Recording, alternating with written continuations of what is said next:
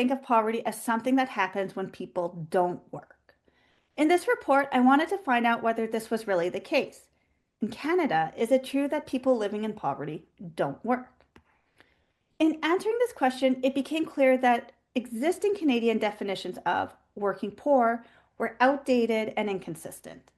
Some definitions of working poor only counted people with really long hours, potentially excluding those with disabilities or caregiving responsibilities.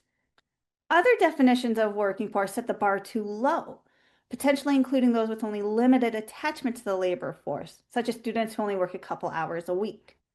Because of these issues with working poor definitions, I updated the Canadian definition of working poor to one that's consistent, clear, and modern, and one that can evaluate whether work can provide sufficient remuneration for a decent standard of living.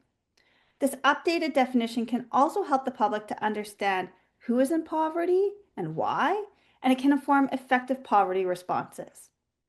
So the definition of working poor that I propose is that a person lives in a working poor family if their economic family's disposable income is less than the market basket measure threshold of low income that's applicable to that family's size and geographic region, and their economic family's combined hours worked in the paid labor force, including self-employment, is equal to or greater than 500 hours a year.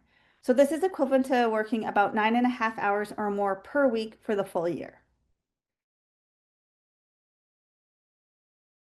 The key finding in our report is that the working poor are the largest group among those in poverty. 42% of people who live in poor families in Canada live in working poor families. The working poor make up a larger group than welfare poor families. Only 16% of people living in poverty are in welfare poor families.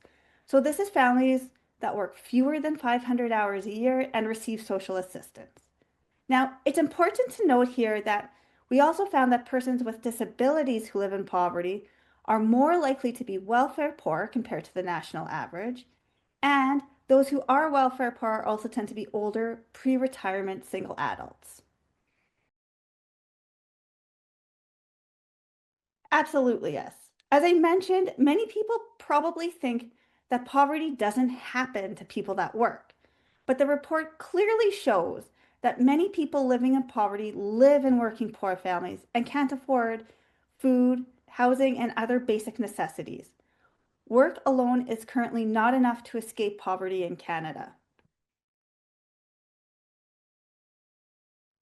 Policymakers, when thinking about anti-poverty policies, should recognize that the working poor are the largest group in poverty. People want to work and are working. Policymakers should focus on a range of different policies that help persons who work escape poverty. So this includes income supports that are adequate and accessible, and employment legislation and regulation that encourages employers to provide higher wages and better working conditions. And this includes increasing minimum wages. These findings also highlight the need to address the design and adequacy of income support for persons with disabilities. And the same goes for persons who are pre-retirement age, who don't have enough savings to bridge the gap between working from working age into retirement age, where income supports like OAS and CPP kick in. Overall, if we want to make real progress on poverty, we must ensure that work pays enough to live with dignity. Income supports and employment legislation and regulations need to be designed seriously to reflect the realities of the working poor, people with disabilities, and pre-retirement individuals.